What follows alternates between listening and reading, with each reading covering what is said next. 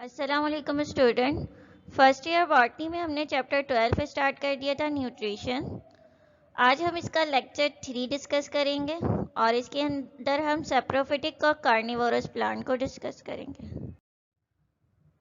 तो सबसे पहले हम सेप्रोफिटिक प्लांट्स को डिस्कस करेंगे। सेप्रोफाइट्स कौन से प्लांट हैं? वो प्लांट जो ब्रेक करेंगे डेथ ऑर्गेनिक मटेरियल को, कॉम्प्लेक्स मटेरियल को सिंपल कंपाउंड में, वो सेप्रोफाइट कहलाते हैं।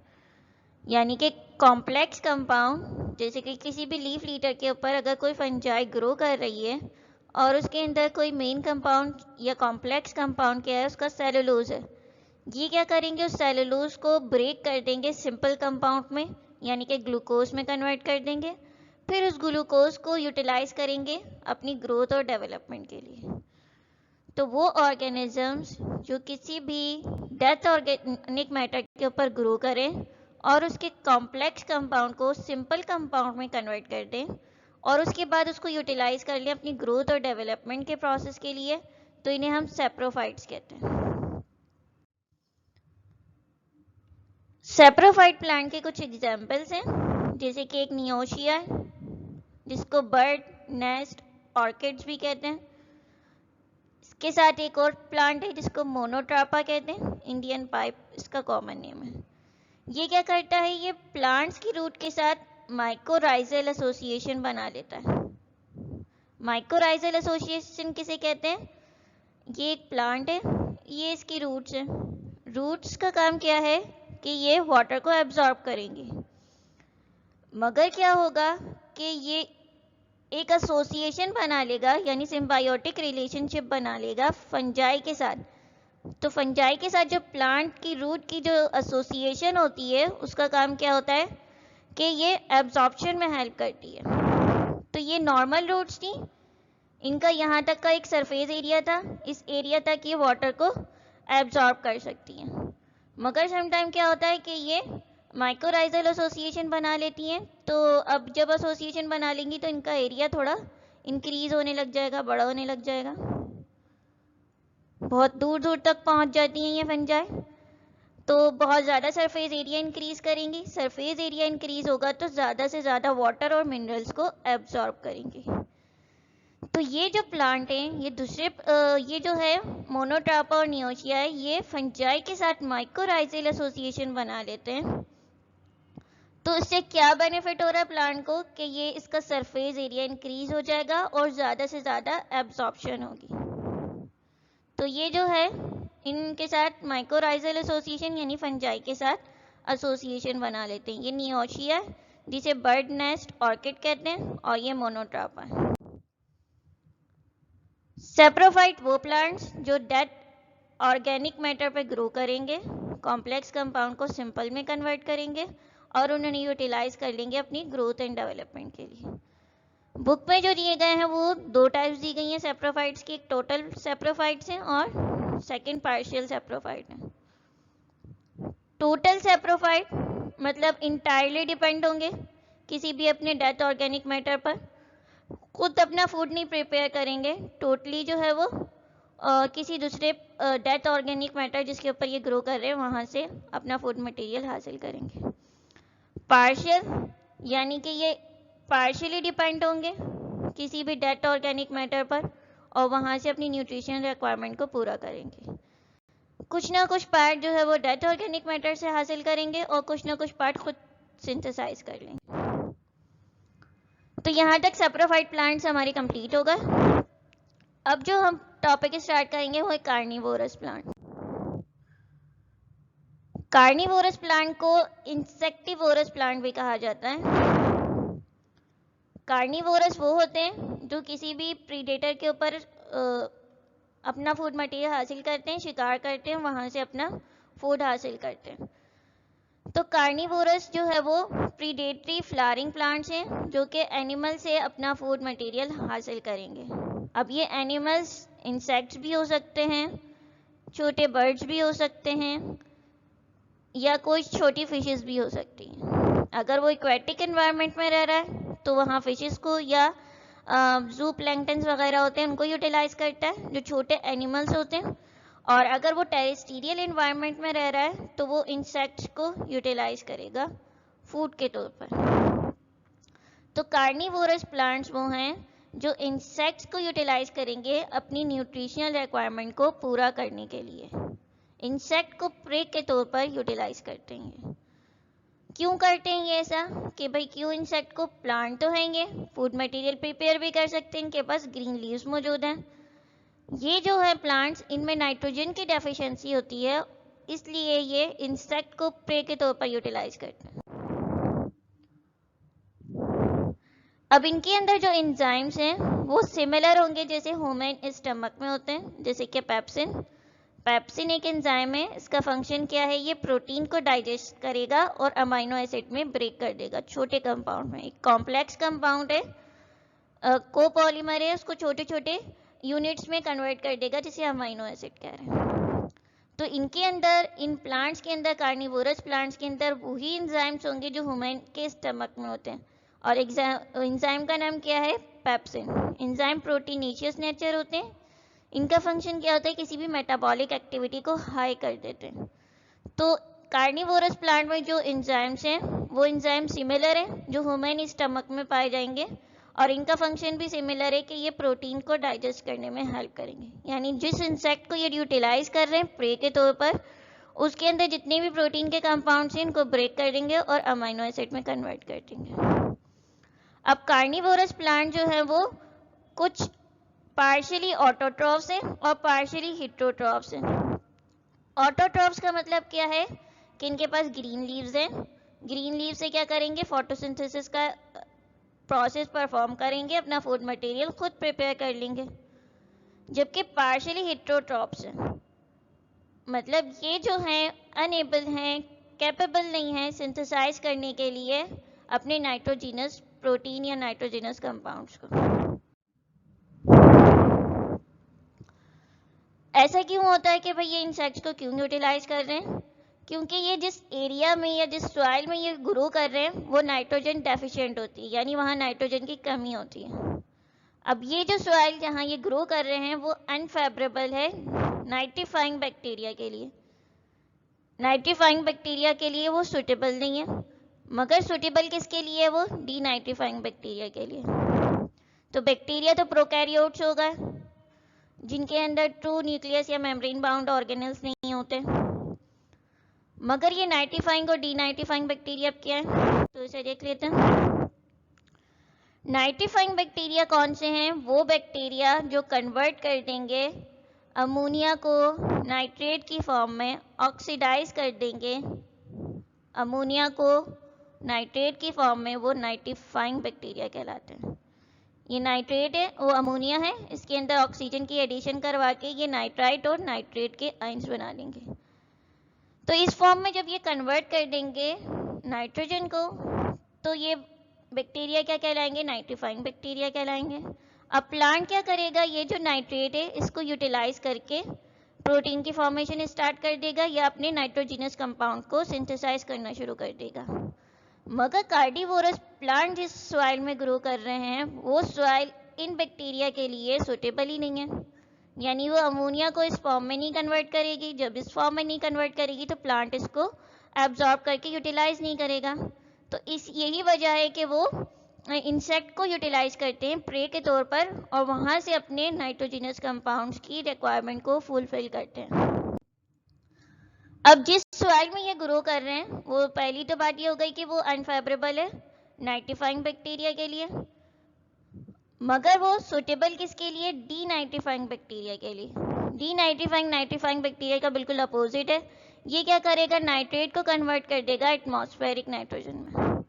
तो ये जो नाइट्रेट और नाइट्राइट के आयंस थे इनको दोबारा से N2 की फॉर्म में कन्वर्ट कर देगा और वो एटमॉस्फेयर में चली जाएगी। यानी सॉइल के अंदर अगर ये आयंस मौजूद भी होंगे तो इनको ये जो बैक्टीरिया हैं वो इस फॉर्म में जल्दी जल्दी कन्वर्ट करने लग जाएंगे।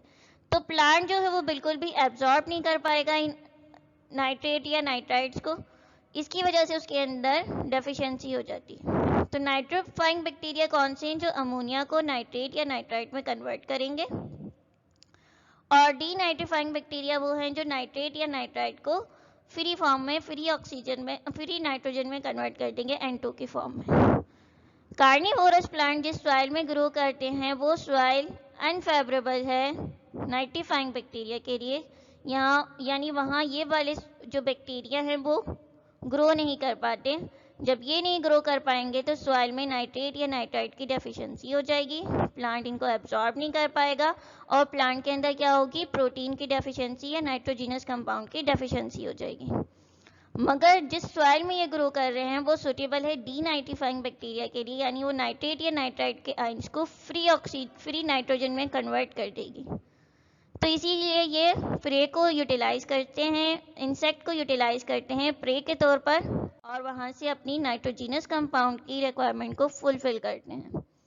तो कुछ एग्जाम्पल्स हैं कार्निवोरस प्लांट्स की। तो पहली एग्जाम्पल पिक्चर प्लांट की है।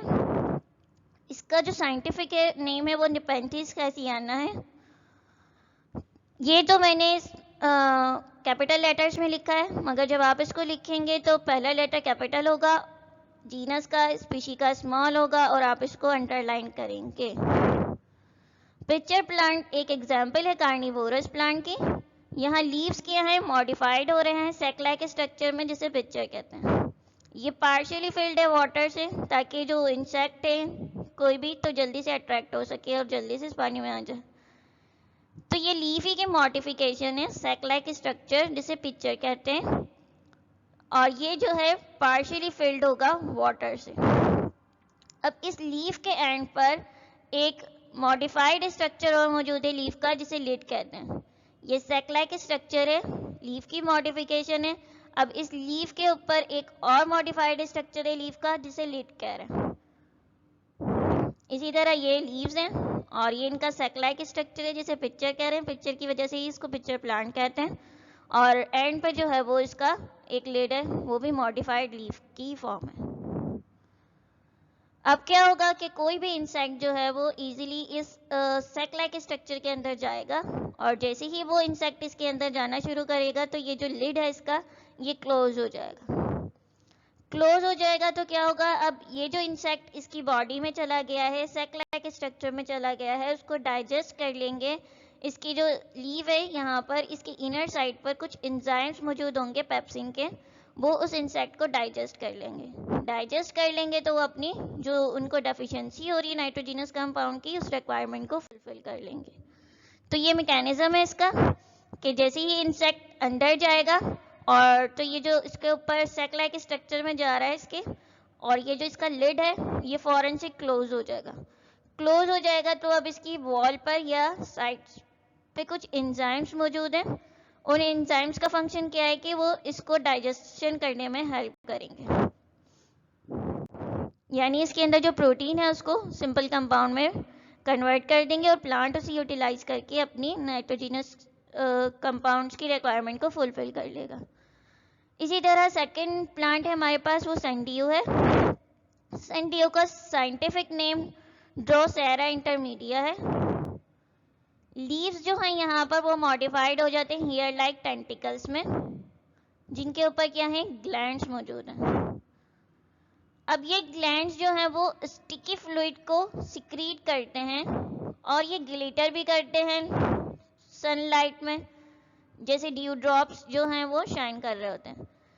तो इन ग्लैंड्स की वजह से, मतलब इनकी शाइनिंग की वजह से, ग्लिटरिंग की वजह से इस प्लांट का नाम सनड्यू रखा गया। ये भी लीफ है, मॉडिफाइड फॉर्म है इसकी। अब कुछ हेयर लाइक इसके पास टेंटिकल्स हैं। एंड में क्या है, कुछ ग्लैंड्स मौजूद हैं। इन ग्लैंड्स के पास क्या है, कुछ स्टिकी फ्लूइड मौजूद है। तो जैसे ही कोई इंसेक्ट आएगा तो इसको इजीली ट्रैप कर लेंगे इस फ्लूइड्स की वजह से, स्टिकी फ्लूइड्स, क्योंकि वो चिपक जाएगा तो वापस नहीं जा पाएगा। और ये जो इसके ग्लैंड्स हैं जो शाइन कर रहे हैं सनलाइट में, इसकी वजह से इसका नाम सनड्यू रखा गया। ये पूरा एक प्लांट है और ये कुछ पार्ट्स दिखाए गए हैं उसके।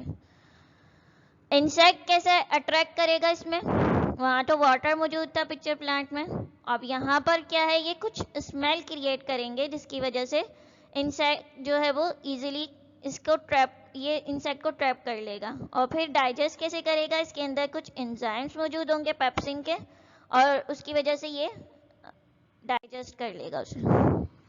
तो ये मैकेनिज्म है। ये जैसे ही इसके पास इंसेक्ट आएगा तो ये जल्दी से इसको कैप्चर कर लेगा और फिर डाइजेशन कर लेगा। ये स्टिकी फ्लूइड्स हैं इसके, जहाँ पे ग्लैंड्स लगे हुए हैं। एक बार जब इंसेक्ट आके यहाँ ट्रैप करेगा तो ये इसको जाने नहीं देंगे, इसके साथ ही चिपक जाएंगे और फिर डाइजेशन में हेल्प। वीनस फ्लाई ट्रैप ये थर्ड प्लांट है कार्निवोरस। इसका नाम है डायोनिया न्यूसीपोला। चार्ल्स डार्विन एक साइंटिस्ट था जिसने नेचुरल थ्योरी दी थी। इसने कहा था कि भाई ये जो प्लांट है वीनस फ्लाई ट्रैप, ये सबसे वंडरफुल प्लांट है दुनिया का। प्लांट जो है वो रॉसेट है। रॉसेट किस शेप को कहते हैं कि इस तरह मल्टीपल ब्रांचेस एक साथ निकलती जाएं, छोटी हाइट की होंगी, मेन हाइट इसकी इंक्रीज नहीं होगी। इनफ्लोरेसेंस कैसे कहते हैं, वो मेन स्टॉक जिसके ऊपर फ्लावर अरेंज होंगे तो वो इनफ्लोरेसेंस कहलाएगी। तो रॉसेट अपीयरेंस है, ये जो मिडल पार्ट है यहाँ पर इसका फ्लावर होगा और साइड से इसकी लीव्स अराइज हो रही होंगी। चार्ल्स डार्विन का कहना था कि ये जो प्लांट है ये दुनिया का सबसे खूबसूरत प्लांट है। इसके अंदर जो है वो कुछ रेडिएटिंग रॉसेट लीव्स हैं और सेंट्रल पार्ट में जो है वो इसकी इनफ्लोरेसेंस है जहाँ इसका फ्लावर अराइज होगा। बेसिकली ये जो तमाम चीज़ें नज़र आ रही हैं ये इसकी मॉडिफाइड लीफ के स्ट्रक्चर्स हैं। सेंट्रल पॉइंट में इसकी इनफ्लोरेसेंस होगी जहाँ इसका फ्लावर अराइज होगा। इनफ्लोरेसेंस बेसिकली अरेंजमेंट कहते हैं फ्लावर की मेन एक्सिस पे। लेमिना यानी कि जो एरिया है लीफ का वो 2 हाफ्स में डिवाइड है और सेंटर में मिडरिप है। ये एक लीफ है, ये लीफ है, पूरा लेमिना है ये इसका। अब यहाँ पर 2 हाफ्स हैं, तो अलग अलग पोर्शंस हैं और सेंटर में क्या है, मिड पॉइंट है और मिडरिप है। हर हाफ के ऊपर 10 से 12 ये हेयर लाइक स्ट्रक्चर हैं जिन्हें टीथ कहते हैं। तो हर हाफ पे 12 to 10 टीथ्स मौजूद होंगे। हर लीफ पे 3 सेंसिटिव हेयर्स होंगे। इन सेंसिटिव हेयर का फंक्शन क्या है कि जैसे ही इंसेक्ट आएगा ये उसे सेंस करेंगे और ट्रैप करेंगे। जैसे ही इंसेक्ट टच करेगा तो ये सेंसिटिव हेयर जो हैं वो इंटरलॉक्ड हो जाएंगे। सेंसिटिव हेयर से इसको सेंस करेगा और ये वाले जो टीथ हैं इसके ये इंटरलॉक हो जाएंगे, बंद हो जाएंगे। इंसेक्ट कैसे डाइजेस्ट होगा, इसकी जो इनर सरफेस है लीफ की वहाँ पर इंजाइम्स मौजूद हैं और इंजाइम्स का काम क्या है कि ये प्रोटीन को सिंपल कंपाउंड्स में कन्वर्ट करना शुरू कर देंगे। ये इसका मैकेनिज्म है। पहले जो है यहाँ पर कुछ छोटे छोटे से हेयर्स होंगे, 3 सेंसिटिव हेयर। वो सेंसिटिव हेयर सेंस कर लेंगे जैसे ही कोई इंसेक्ट आएगा। फिर उसके बाद ये जो दोनों हाफ्स हैं इसके जहाँ पर टीथ लगे हुए हैं ये टीथ इंटरलॉक्ड हो जाएंगे, बंद हो जाएंगे और ये जो इंसेक्ट आ गया था इसके अंदर हाफ्स के अंदर ये बंद हो जाएगा, कैद हो जाएगा और फिर उसको जो इनर सरफेस है लीव्स की वहाँ पर इंजाइम्स मौजूद हैं वो इसे डाइजेस्ट कर लेंगे। डाइजेस्ट कर लेंगे तो इसके अंदर जो डेफिशिएंसी हो रही थी नाइट्रोजनस कंपाउंड की उनको फुलफिल कर लेंगे। फोर्थ प्लांट है ब्लैडर वर्ट, इसको यूटिकुलेरिया भी कहते हैं। यूटिकुलेरिया इसका साइंटिफिक नेम है। अब तक जो 3 प्लांट पढ़े थे वो टेरेस्ट्रियल एनवायरनमेंट में थे, यानी सॉइल में रहेंगे वो। अब ये जो दोनों प्लांट्स हैं ये एक्वेटिक एनवायरनमेंट में, वाटर में रहेंगे। तो वाटर लविंग है, फ्री फ्लोटिंग है, आज़ाद ना घूम सकते एक जगह से दूसरी जगह। रूटलेस है, यानी कि किसी पॉइंट से अटैच ही नहीं है, रूट से अटैच ही नहीं है, तो इजीली एक जगह से दूसरी जगह मूव कर सकते हैं। हर लीफ में ब्लैडर लाइक ट्रैप है जो कि 1 to 16 या 1 to 8 इंचेस इन डायमीटर है।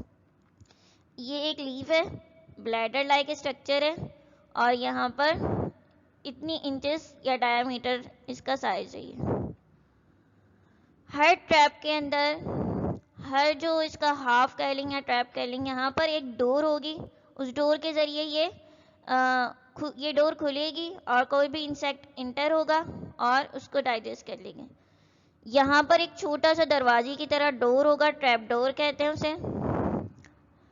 सेंसिटिव हेयर्स होंगे, पहले वो इस इंसेक्ट को या एनिमल को या किसी भी जू प्लैंक्टन को सेंस करेंगे। सेंस करने के बाद जो इसका ट्रैप डोर है वो ओपन होगा और ये एनिमल इसकी बॉडी में चला जाएगा। जब ये चला जाएगा इसकी बॉडी में तो इसको डाइजेस्ट कर लेंगे। फिर ये पूरा प्लांट है इसका, और ये वाला जो है ये एक सिंगल पोर्शन दिखाया गया है, क्रॉस सेक्शन दिखाया गया है। क्रॉस सेक्शन किसे कहते हैं कि अगर ये एक प्लांट है इसको इस वे में कट कर दें तो ये इसका क्रॉस सेक्शन या CS कहलाता है। तो यहाँ ये जो पिलीफॉर्म लीव्स हैं, हेयर्स हैं, इनको या सेंसिटिव हेयर्स भी कहते हैं। यहाँ से जो है वो एनिमल या कोई भी इंसेक्ट वगैरह जो एनिमल है उसको जिसको ये प्रे करेंगे वो सेंस करेगा। तो यहाँ पर अब ये जो पोर्शन नज़र आ रहा है ये इसका ट्रैप डोर है। जब ये इसको सेंस कर लेगा तो एनिमल क्या होगा, इसकी अंदर चला जाएगा ब्लैडर के पोर्शन में, और ये वाला जो डोर है इसका ये क्लोज हो जाएगा। यहाँ से इसने सेंस किया, सेंस करते ही ये एनिमल अंदर चला गया और ये जो ट्रैप डोर था ये क्लोज हो गया। अब यहाँ पर कुछ ग्लैंड्स हैं, इन ग्लैंड्स के अंदर इनके एंजाइम्स मौजूद हैं। कुछ 2 सेल्स वाले ग्लैंड्स भी हैं और कुछ 4 सेल्स वाले ग्लैंड्स भी हैं। तो इन ग्लैंड से एंजाइम्स सिक्रीट होंगे। एंजाइम्स क्या करेंगे, उसको डाइजेशन में हेल्प करेंगे। ये इसका मैकेनिज्म है। जैसे ही इस सेंसिटिव हेयर्स या पिलीफॉर्म हेयर्स ने इसको सेंस किया, इसका डोर ओपन हुआ, ट्रैप डोर, और ये इजीली जो है वो इसकी बॉडी में चला गया। जैसे ही चला गया तो ट्रैप डोर दोबारा से क्लोज हो गया।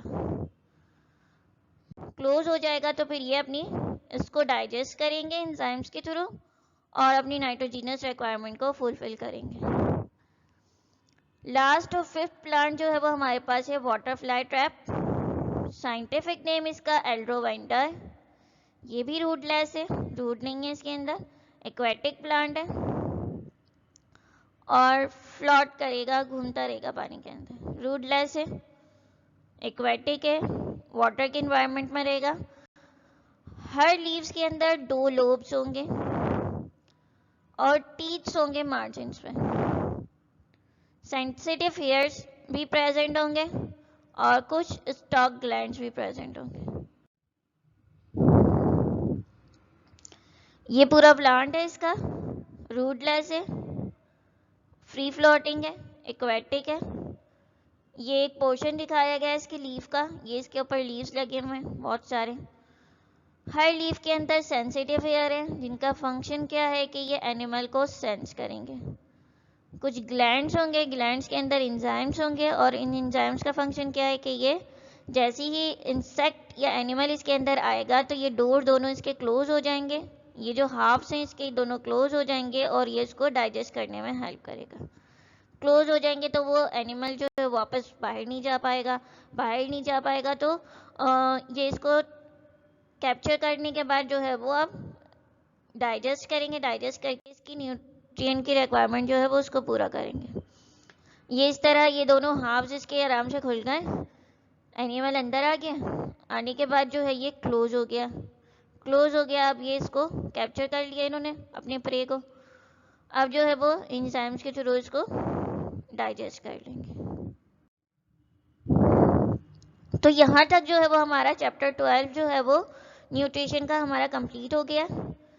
हमने यहाँ पर डिफरेंट प्लांट्स पढ़े, डिफरेंट सबसे पहले मिनरल एलिमेंट्स पढ़े। मिनरल एलिमेंट्स क्या थे, इनऑर्गेनिक कंपाउंड्स थे जिन जो सॉइल में मौजूद थे, प्लांट्स को रिक्वायर्ड थे वो अपनी ग्रोथ डेवलपमेंट के लिए, अपने फंक्शंस को परफॉर्म करने के लिए। हर एलिमेंट्स के हमने जो है वो डिफरेंट डिफरेंट फंक्शंस देखे। फिर देखा कि अगर इनकी एब्सेंस हो जाए तो प्लांट में उनके क्या एडवर्स इफेक्ट पड़ते हैं, मतलब क्या डेफिशिएंसी सिम्टम्स उनके अपेयर होते हैं। हर एलिमेंट का अपना अपना रोल था, अपना अपना फंक्शन था और अपने अपने डेफिशिएंसी सिम्टम्स थे। तमाम जितने भी एलिमेंट्स इंक्लूड थे सिलेबस के अंदर वो तमाम के तमाम मैक्रो एलिमेंट्स हैं, यानी वो एलिमेंट्स जो प्लांट को लार्ज क्वांटिटी में रिक्वायर है। मोबाइल एलिमेंट्स हैं तमाम चारों के चारों, यानी कि deficiency symptom first older leaves पे अपेयर होंगे, फिर यंगर लीव्स पे जाएंगे। अब एग्जाम में इस चैप्टर से रिलेटेड जो सवाल आते हैं वो हैं कि भाई डेफिशिएंसी सिम्टम्स बताएं नाइट्रोजन के, तो इसका जो मेन डेफिशिएंसी सिम्टम है वो क्लोरोसिस है, यानी अगर क्लोरोफिल की फॉर्मेशन नहीं होगी तो लीव्स येलो कलर के होने लग जाएंगी और पूरा लीफ ग्रे होगा, पूरा लीफ जो है वो येलो होगा। ऐसा नहीं होगा कि इर्रेगुलर क्लोरोसिस हो रही है या इंटरवीनल क्लोरोसिस हो रही है। तो एग्जाम में अगर ये लिखा हुआ आ जाए कि 2 सिम्टम्स बताएं डेफिशिएंसी सिम्टम्स के, तो आपने 2 बताने हैं, और अगर पोटेशियम के आएंगे तो पोटेशियम के बताएंगे। इम्पॉर्टेंस अगर लिखी हुई आए तो भाई बताना है कि नाइट्रोजन कहाँ कहाँ वर्क करता है, कहाँ कहाँ इसका रोल है, यानी न्यूक्लियोटाइड की फॉर्मेशन करेगा, न्यूक्लिक एसिड की फॉर्मेशन करेगा, क्लोरोफिल की फॉर्मेशन करेगा, या अमाइनो एसिड और प्रोटीन को बनाएगा। तो ये इंपॉर्टेंस बता के फिर इसके डेफिशिएंसी सिम्टम्स बताने। इसी तरह अगर रोल लिखा हुआ आ जाए तो पहले इसके फंक्शंस बताने, फिर उसके बाद इनके डेफिशिएंसी सिम्टम्स बताने।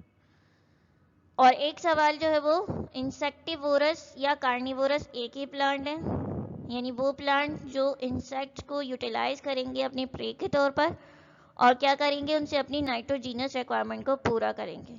तो एग्जाम में इस पे एमसीक्यूज भी आ जाती है कि इंसेक्टिवोरस प्लांट इंसेक्ट को क्यों प्रे के तौर पर यूटिलाइज करते हैं, तो वो अपने नाइट्रोजन कंपाउंड्स की रिक्वायरमेंट को फुलफिल करने के लिए उनको यूटिलाइज करते हैं, क्योंकि जिस सॉइल में ये ग्रो कर रहे हैं वो सुटेबल है डीनाइट्रीफाइंग बैक्टीरिया के लिए और अनसुटेबल है नाइट्रीफाइंग बैक्टीरिया के लिए।